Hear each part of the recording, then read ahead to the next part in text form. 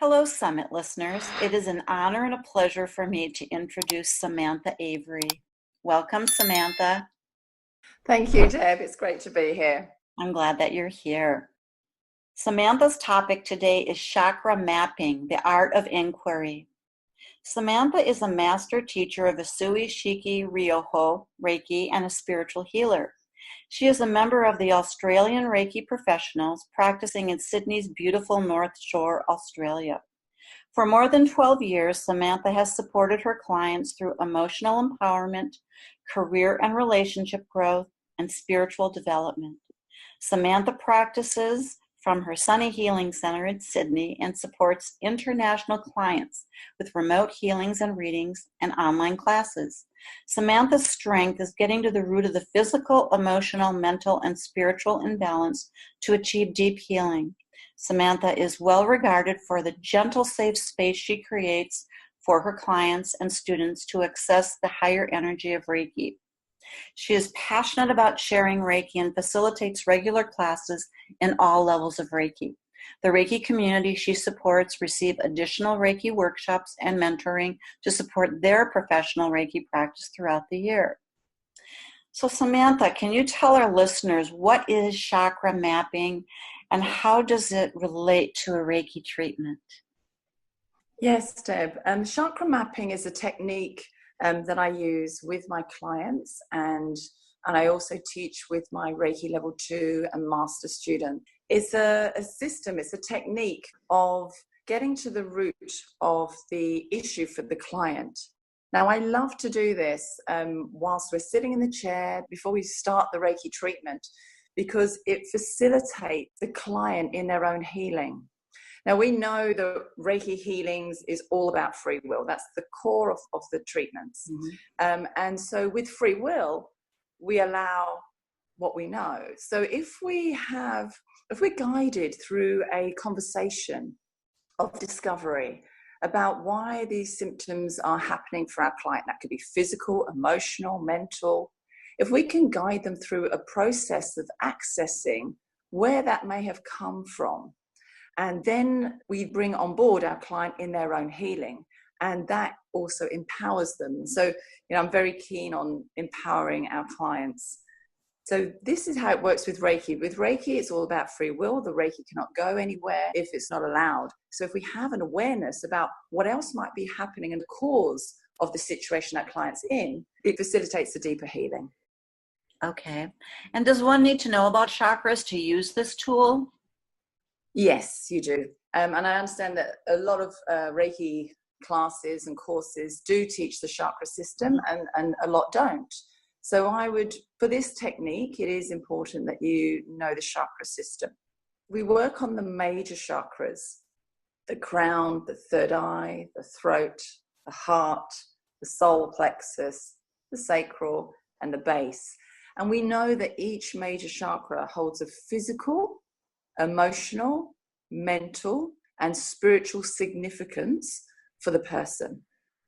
We also know that our secondary chakras are in our arms and our legs. So we have corresponding chakras in the arms, which are the emotional aspect of our body, and the legs, which are the mental aspect of our body. Now, this makes it very, very interesting when we're talking to our client that may have an issue with their lower back. And they've also had issues with their wrists. So we know by chakra mapping that the lower back would be the sacral chakra. We also know that the arms, the wrist, is the emotional aspect of the sacral chakra. So this allows us to access, there's an emotional response to the values of the sacral chakra. I suppose the best thing to explain would be what the arms and the legs mean. So the arms, the shoulders, are in direct relationship to the heart. So the shoulders are the emotional aspect of the heart chakra. So this is how we feel about our life purpose, how we feel about love, how we feel about forgiveness and joy and empathy, how we're feeling about those aspects. The elbows are the emotional aspect of the solar plexus. They're in line with the solar plexus. So it's how we feel about our confidence, how we feel about ourselves, how we feel about our courage, our bravery, how we're feeling about our worries, how we're feeling about all of those aspects of the solar plexus. We come on to the wrists. That's the emotional aspect of the sacral chakra, because it's in line with the facility center, the lower back. It's how am I feeling about my relationships? That's friendships, colleagues, neighbors. How am I feeling about my boundaries? Do I feel comfortable with those boundaries? Am I feeling a little out of touch with those boundaries or vulnerable with those boundaries? How am I feeling about my creativity, going with the flow of life? How am I feeling about the yin aspect of my energy? And then we come to the hands. The palms are the emotional aspect of the base chakra. So how do I feel about my family? How do I feel about where I'm living? How do I feel about my career? How do I feel about money? How do I feel about my securities? So there we have a lovely map starting to form on the arms. Let's take it to the legs. On the top part of the thigh, the upper thigh, is the mental aspect of the heart. What are my thoughts and beliefs about what a love relationship should look like? How should I behave in a love relationship? How should they behave towards me? So it's a belief system that we've been trained in childhood, in our practices. It's a belief system. It's also, how do I think I should respond to empathy? What are my belief systems around grief? Or we should be sad, we shouldn't be sad. All of those aspects are thought processes around the heart. So let's take it down. The next level is the knees. Now the knees, I love the knees, they're fantastic. It's the mental aspect of the solar plexus. And we can get very complicated, can't we, in how we feel about ourselves, how we feel about our confidence. So the knees can hold a lot of resentment as well. The knees can stop us from moving forward, because of how we believe about ourselves, or what we believe that is possible and not possible, depending on how energized or full or healthy our solar plexus is. Let's take it down to the ankles. And there we have our belief system around friendships. If I was a good friend, I would behave like this. If they were a good friend, they would treat me like this. It's all a belief system.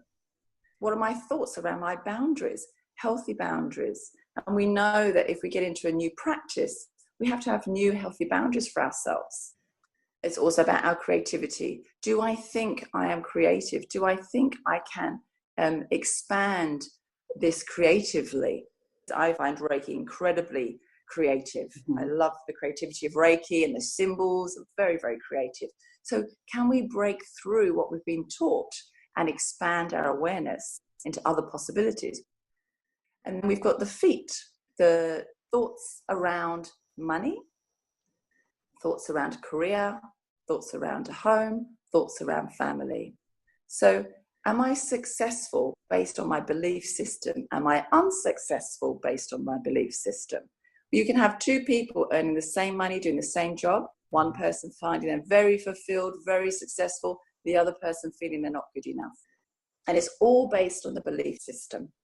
Also, our thoughts around family, how we should and shouldn't behave, also around our home, social standard is very strongly on the feet of the base chakra.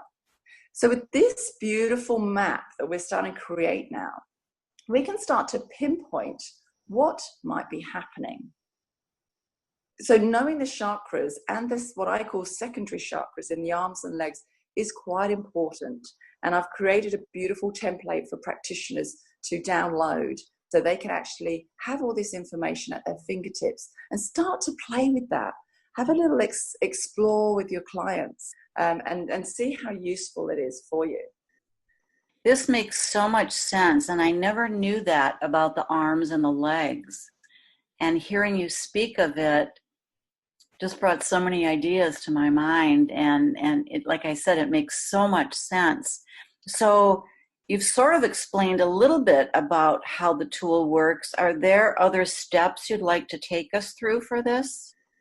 Absolutely. So when we're talking with our client, we know that we never impose any ideas or any predictions or prescriptions, those kind of things. What we want in this technique is to walk side by side with our client, to open some doors that may bring some awareness. We know that all the chakras have so many different values and aspects of them. So for the practitioner, it's up to us to open the door for the client to explore what may be relevant to them. And they may not be aware of what's happening, but they may go home and then have some awareness.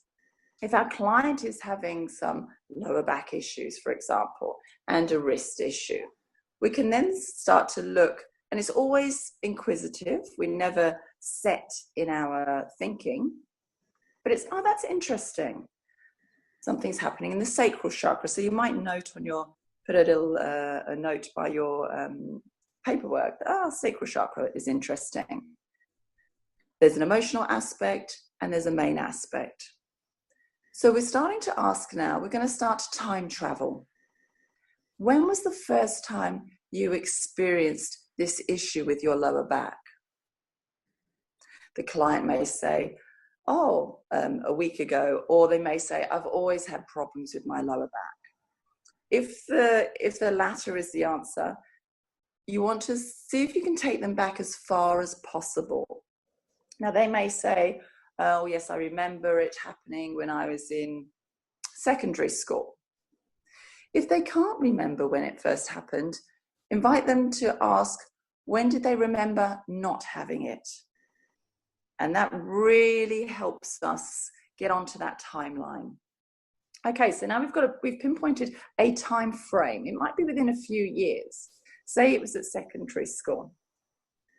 Then we ask the client, because we know the sacral chakra and all the chakras have a mental, emotional aspect of the physical. By the time it's got to the physical, it's the body saying, and pay attention to this issue. Okay, so we have a time frame. What else was happening in your life at that time?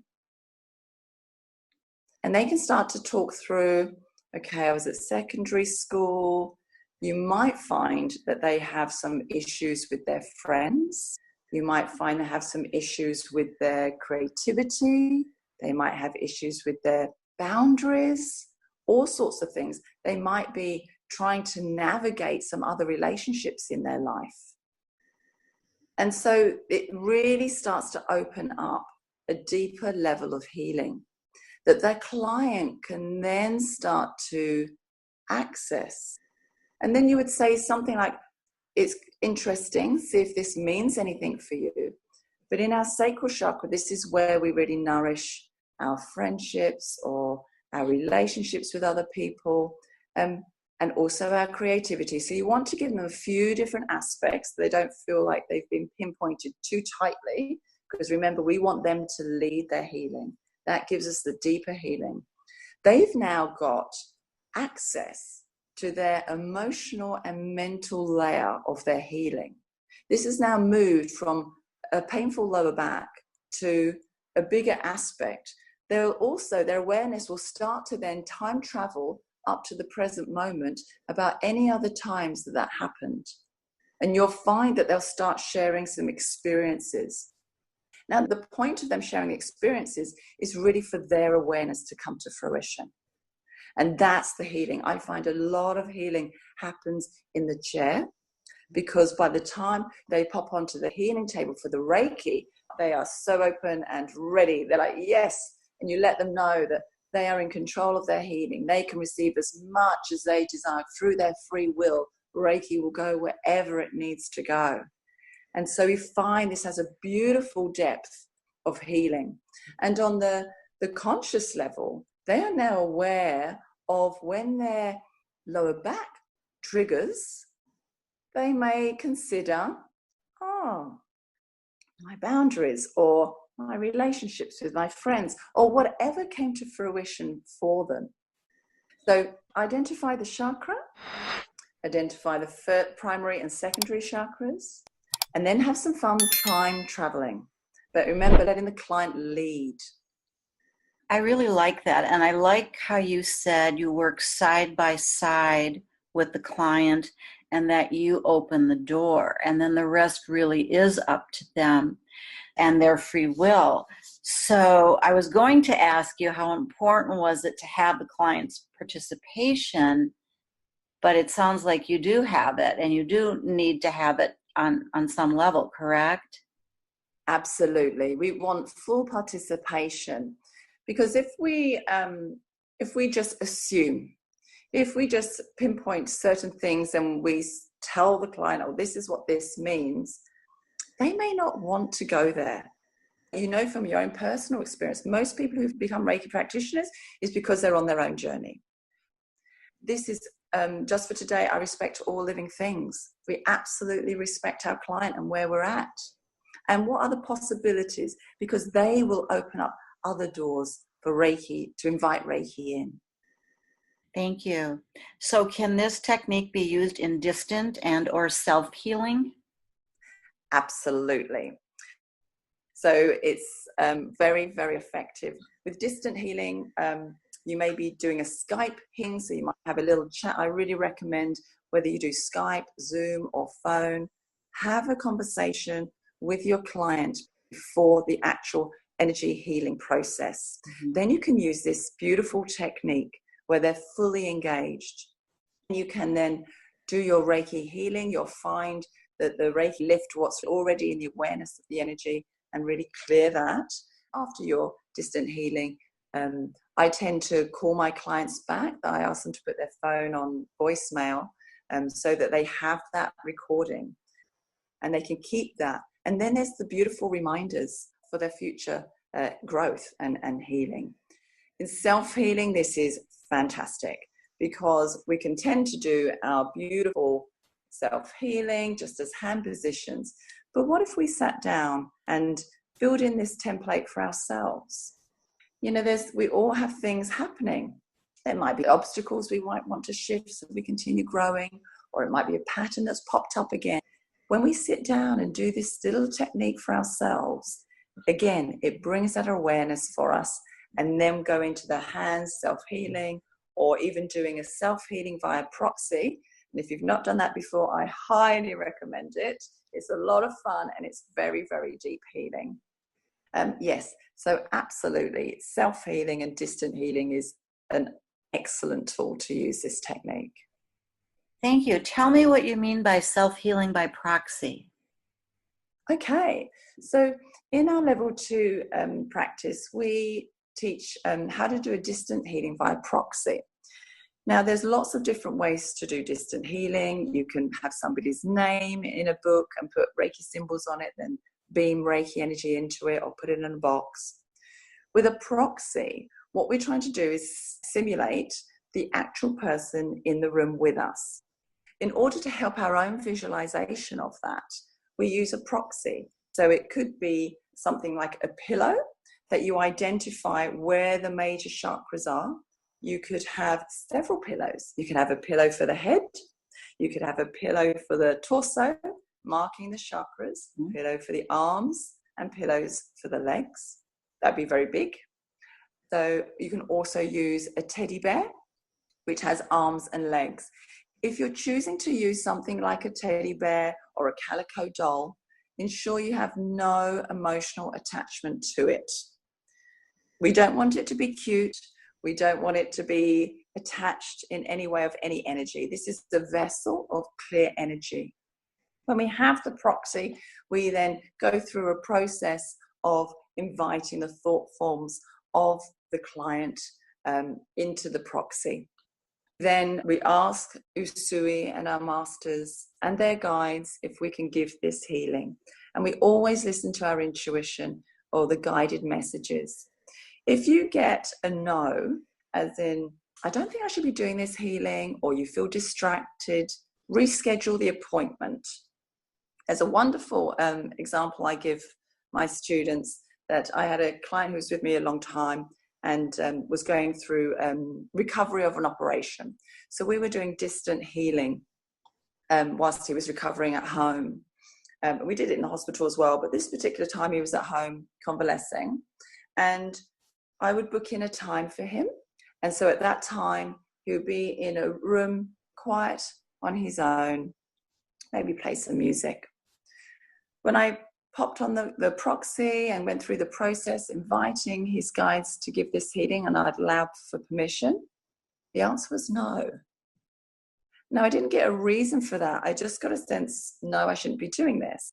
So I messaged his wife, who had organised the appointments for him. I said, I'm sorry, but we can't do the healing at this time. And of course, she's a bit concerned. She said, why? And I said, well, I'm just getting a no, this isn't the right time. Everything's okay, but I get the sense that the healing process isn't the right time. So she said, okay, we rescheduled. Half an hour later, bearing in mind this would have been an hour to an hour and a half healing for him. Half an hour after our conversation, she texted me and said, I understand why we couldn't do the healing. There is a jackhammer on outside of our house, exactly where he was resting for the healing. Now, that would have been incredibly. I love that. Reiki knows everything, doesn't it? Exactly. Reiki has its own intelligence. That's why we ask permission, right? Because it knows the bigger picture. Thank you so much for sharing that. I love that story. Do you have any last words for our listeners before we close? Yes, I'd just like to invite them to check out the practitioner chakra mapping chart and maybe print that off and go through it as they're listening. Maybe re-listen to this recording and go through the practice with me in this interview and really have a play with that. And I think they'll have some fun, and we'd love to hear their feedback, of course. Great, thank you. And that practitioner's chakra mapping chart can be downloaded. The template can be downloaded from your website, which is SamanthaAvery.com. And the link to that is on Samantha's Summit page. So you can just click right on that. And you can also find her on Facebook at Samantha Avery Energy. Thank you so much, Samantha. This was very informative and interesting, and I learned so many new things today. And I am going to download the map because I think it really adds more depth to Reiki, to the session. And what I really felt when you were speaking about it and working with the client in the chair before they lie down, it's more of a collaborative effort with you and the client, and in a sense gives them permission to take responsibility for their own healing, which I really like. We know that we are not healing them, but it makes them aware that they are doing their own healing. And how empowering is that? Exactly. Yeah, I love that. Thank you so much. I appreciate your help today. It's wonderful to chat with you again. Yes. And thank you again for this summit. It means a lot to us. Here in Australia, we can touch and connect with everybody in the world. And what a great world to be in. I know. Don't you love that? This is great. Thank you so much. Thank you.